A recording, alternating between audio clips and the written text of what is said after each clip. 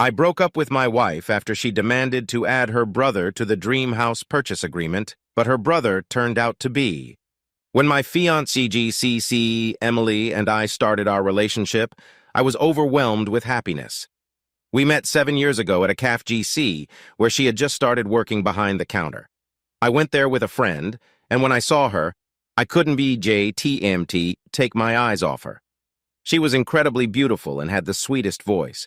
After placing our order, I kept telling my friend how gorgeous she was and how I couldn't VDJTMT stop thinking about her. He told me that I should just ask her out, but I was nervous and afraid of being rejected. So I grabbed a pen and paper, wrote down my name and number, and when I went to pick up our food, I slipped her the note. She blushed when she realized I had given her my number. That evening, she called me, and we talked for hours, as if we had known each other our whole lives. She was the first girl I ever met who truly made me happy, and she made me smile endlessly. My parents and sister have also met her, and they like her as much as I do. Just to give you some background, Emily and I come from really different backgrounds. Her childhood was tough. She grew up as an orphan because her mom abandoned her as a baby. No name, no information, no birthday, nothing. As she grew up, she never got adopted and had to go through a bunch of foster homes, which she described as horrible experiences. Emily has one cousin, Tom, who found out about her existence and got in touch with her when she was 14 years old. They are extremely close. From the beginning, my fiancé GC made it very clear that her cousin was the most important person in her life, and I understood that since I had an older sister and understood the sibling bond. The tricky part was that she would often cancel our plans at a moment's notice to hang out with him if he asked. She mentioned they both suffered from separation anxiety, and it showed in the way she prioritized him over our plans. There were times when we would discuss future trips, initially thinking it would be just the two of us, but then she would tell me how she wanted to bring her cousin along. Once, during a vacation, he called for no apparent reason, and she stressed out, feeling the need to rush back home because her cousin wanted her there. She also made it clear that he was her number one, leaving me with this unsettling feeling that even if we were married, I might still be second to her cousin. It was almost like I had to compete with him, which was a strange sensation. To add to it, he would frequently call her during our dates, resulting in 15 to 30-minute phone conversations that interrupted our time together. My fiancée GCAO lived in a tiny apartment with 2 other roommates when I first met her, and her cousin Tom would always find an excuse to crash there. One time when I FaceTimed her, I saw him sleeping right next to her. I felt extremely uncomfortable and questioned her about it.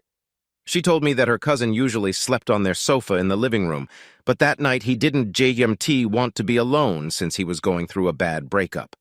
Later, I told her that I did not feel comfortable with her sharing a bed with another man, even if he was her cousin.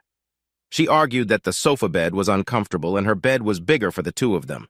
I told her that it was weird for him to keep crashing at her place when I didn't even do that. And instead of going to a friend VDJJATM's place, he wanted to spend the night with her. Emily brushed it off. Emily said I was overthinking it and that it was not a big deal. She told me I wouldn't understand because I was not that close to my sibling. Compared to Emily's childhood, mine was significantly better. I grew up in a wealthy household and had 2 loving parents. I had an older sister that I was close to as well. Hence, when I found out about Emily's childhood, it broke my heart that she never got a chance to grow up in a stable home. This is why I always tried to give her as much love and affection as I could. We had a happy relationship, so we decided to move in together after we had dated for 9 months. She told me how her lease was ending, and because I lived in my own house and was paying my mortgage, she asked if she could move in with me. From the very beginning, I have always financially supported her since I have a really nice job. I earn 6 figures, and she has been aware of this. Initially, I did want to ask her to split the rent, but then I felt bad about it, so I let it go. She was still studying during this time, so I ended up covering all her expenses. DJ books, daily needs like food and gas, you name it. Honestly, it wasn't exactly my favorite thing, but I loved her and she genuinely needed the help. I kept reassuring myself that it would pay off once we both graduated, landed good jobs, and became more financially independent. However, conflicts would pop up periodically. I felt like since I was the one shelling out for everything, I should have the final say in decisions. Once, Emily invited Tom up for the weekend as she wanted me to bond with him since he had been wanting to come and get drunk for a while. I agreed and bought a few cans for him. When her cousin came over, he completely ignored me and went straight to hug Emily. They hugged unusually long, and then Emily introduced him to me. I smiled at him politely while he showed no emotions. He then sat down on our sofa and ordered Emily to get him a few drinks. I use the word order because he literally did exactly that. I was quite taken aback because I had never ever spoken to Emily that way. Throughout the night, her cousin was a massive jerk to me.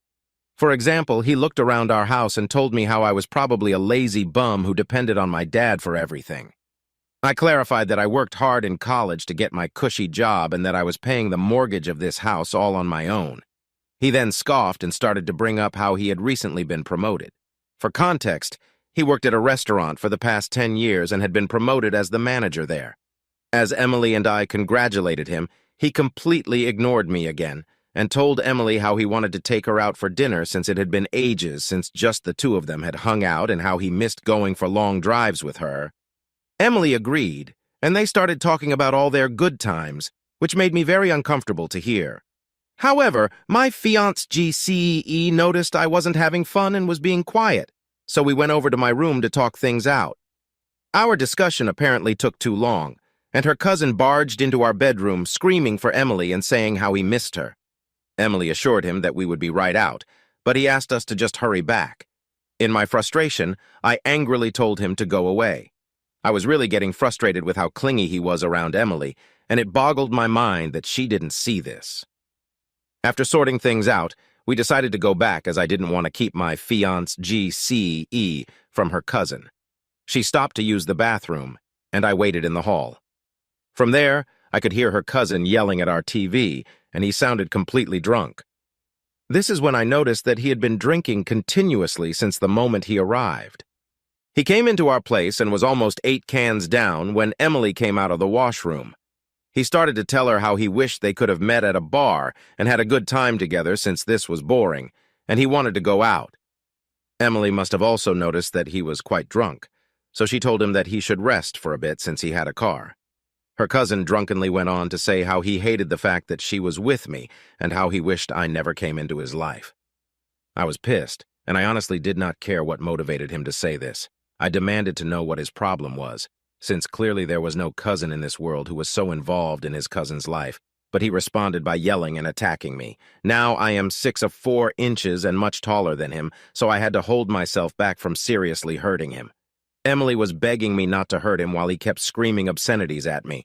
I gave him just one punch and he was knocked out cold. Emily screamed that I had killed him, but he was only unconscious and she checked his breathing. I told her that he could sleep it off on the sofa until he felt better.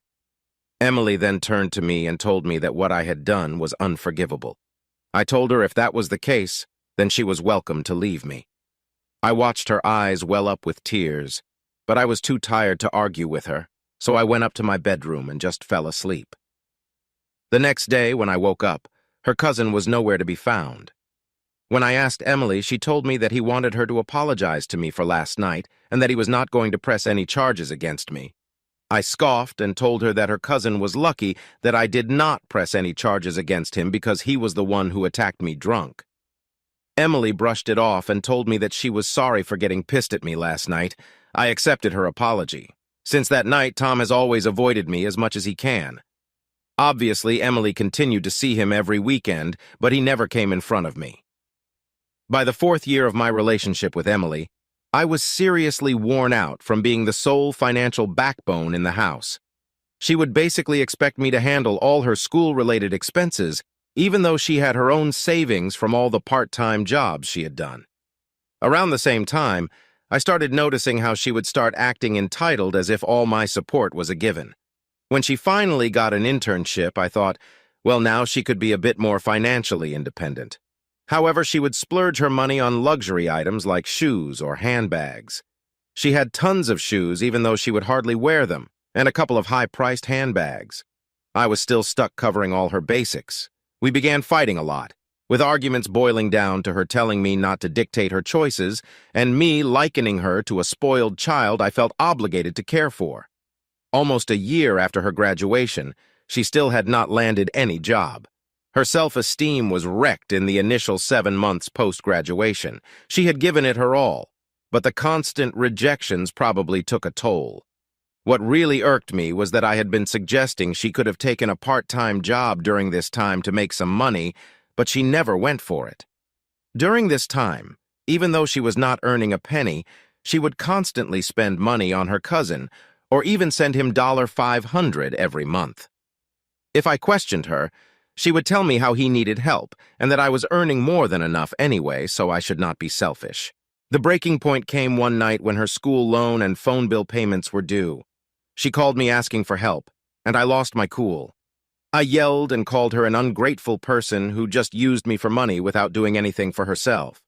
I told her our relationship was a sham, that I deserved better, VJ, a true partner, not a spoiled child. I told her that I had been contemplating breaking up with her. She immediately started sobbing and apologizing to me. She told me how she was going to do better and how she had no idea that I felt this way. She felt terrible for what I had been going through. Fortunately, ever since that conversation, she kept true to her words. She started looking for another job and did not help her cousin out as much as she did before. Once she got a job, she started to contribute to the bills. For the first time, I felt much better in our relationship, knowing that she was now an almost equal partner. I decided to propose to Emily in December last year with the aim of tying the knot in August this year. She accepted my proposal and we posted about it on social media. However, when she was going to visit her cousin that weekend, I noticed that she had removed her engagement ring. When I questioned her, she told me how her cousin was very sensitive and that she would gently break the news of our engagement to him. I laughed and asked her why this was even such a big deal, but she told me not to interfere, saying that he was her family and she knew how to handle him. This was true, so I let it go. I wanted to do something nice for me and Emily, so after checking my finances, I realized that I could easily buy a house for us. The house I currently lived in, I could rent out and earn some money on the side. I wanted to buy this house as a wedding gift for both of us and start afresh with Emily. I even talked with a realtor who could help us check out some beautiful properties. Emily was pleasantly surprised when I broke this news to her. She hugged me and told me how she could not wait to start the next chapter of life with me. Over the months, we have been searching for our perfect house. Emily had a lot of opinions about these houses and was not ready to lock down. However, in the end, we managed to find our dream home with a huge backyard, which is exactly what we wanted. It is also just an hour and a half away from my office, and Emily mostly works from home, so we are good to go. Now, because I was buying this house for us, I was obviously keeping my name and Emily's name on the house deed. However, Emily had an issue with this. She demanded that since I already have one house under my name, I should keep her name and her cousin's name on the deed for the second house. I was taken aback. I asked her if she was joking because why would I include her cousin's name on our house deed? Emily told me that she had no assets to her name since she had no parents and felt insecure that she was bringing nothing into our marriage. So she wanted her name on the house deed. As for her cousin, she told me how important he was to her, so she wanted me to include his name since he was also going to be family with me. I refused, and we had a huge fight. In the heat of the moment, I told her how weird it was for her to always bring up her cousin, and that even though I had a sibling, her relationship with her cousin seemed to be crossing boundaries. Hearing this, Emily burst into tears and walked away from me. Later that night, she again brought up how she expected me to add her name and her cousin's name to our house deed since it was the right thing to do, and how much it would mean to her if I included her family. She kept pushing the issue, and I would just shut her down. The tension between us grew as a result. The discussion circled back to this demand. It felt like a never-ending loop, with her expressing the importance of including her cousin in our home ownership and me struggling to comprehend why this was even a consideration. I was caught in a whirlwind of confusion, frustration, and a growing sense of unease about the whole situation. Then, last week, I ran into Emily's best friend, Rachel, at a coffee shop near my office. It turns out she had an interview with a company nearby. Now, I have met Rachel several times since Emily and she have been friends since college. Emily doesn't really have a lot of friends, so Rachel and she were really close. Rachel congratulated me on my upcoming wedding and teased me that I was now going to be a married man. I awkwardly smiled. She probed about our wedding plans, and I found myself struggling to answer truthfully. During this time, I had been thinking if I had even done the right thing by asking Emily to marry me, since we were having continuous fights about the house deed. I could not even talk about this with anyone, since I didn't want my sister or my parents to have a bad impression of Emily. Sensing my unease, Rachel pressed for more information. Unable to contain myself, I decided to spill the beans about Emily's strange request regarding the house deed. I told her how Emily was demanding me to include her cousin's name and refusing to back down. Rachel's eyes widened with surprise, and she told me that this was really strange. I told her that this was exactly what I felt. For the first time, I felt validated that someone could see how weird my fiancé GCE's request was because it felt like I was going crazy. Rachel then hesitatingly asked me if I knew the full story about Emily and her cousin Tom. I shook my head in confusion. This is when Rachel spilled the beans. Apparently, Emily's so-called cousin is not actually her cousin. You see, when Emily was growing up in different foster homes, she met Tom, who was also an orphan. They quickly became very close and started introducing each other as brother and sister to other people. They had no family, so pretending to be each other's siblings gave them some sort of comfort and stability. However, when they grew up, they realized that other people found their relationship very odd. Tom would always interfere in Emily's relationships, and her exes didn't like having him around. So this is why she started to tell people that Tom and she were cousins, so people would think that they were actually related. This would mean that they could hang out and spend time with each other without their partners having an issue with it. Rachel told me that Tom's girlfriends would also have a problem with Emily, but when they would realize that she was a sister, they would not mind her much. As Rachel shared these revelations, a mix of shock, confusion, and a hint of betrayal swept over me.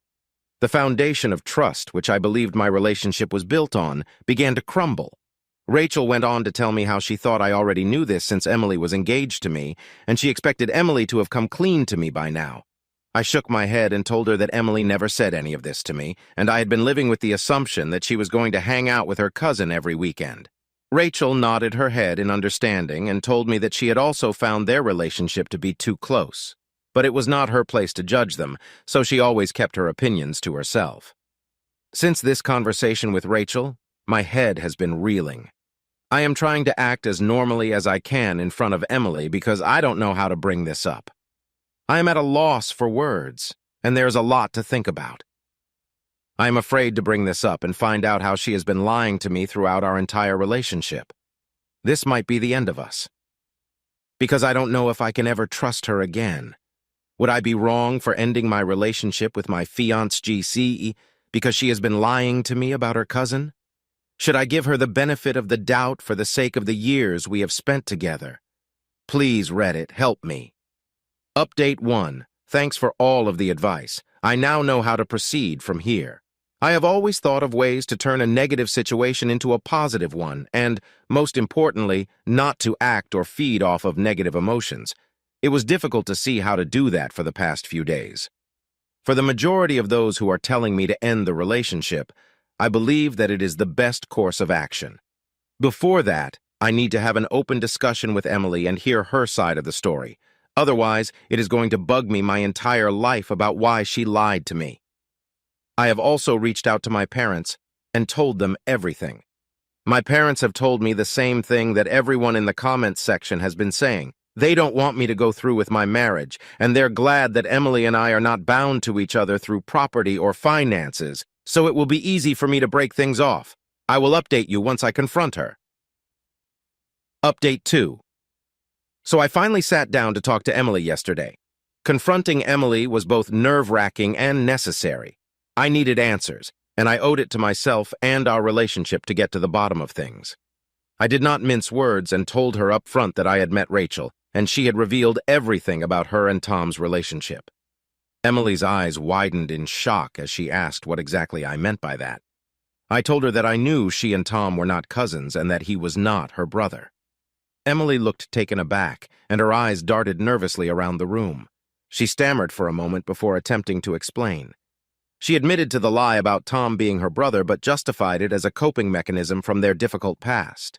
She told me how growing up in foster care, they had found solace in creating a bond that was more than just friendship. When they grew up, they realized that people judged them, so to avoid judgment and interference from others, they decided to present themselves as cousins to avoid unnecessary complications in their relationships. Listening to her, I felt a mix of anger, betrayal, and sadness. I couldn't comprehend why Emily could not have just been honest with me. It wasn't about Tom not being her biological brother, but about the years of deception and the strain it put on our relationship. I told her that we were about to get married, and she had knowingly continued to lie about him being her brother.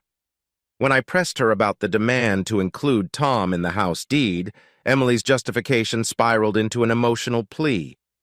She claimed that he had been her constant support and anchor, and including him was a symbol of what families do for each other. I told her that I was going to marry her and start a family with her, but instead of considering me as her family, she wanted to include a guy she met in foster care and called her brother. Emily started to cry and told me how their relationship was just purely platonic. This made me laugh, and I told her that the way Tom behaved around her was not platonic in any way. I questioned her if she had been sleeping behind my back with him all this time, but she vehemently refused. I grilled her and asked her if she and he had never done anything romantic. Breaking down, she finally admitted that he had been her first boyfriend and they were each other's first. She told me how it was for a very short while, and they broke it off immediately when they realized that they were not right for each other.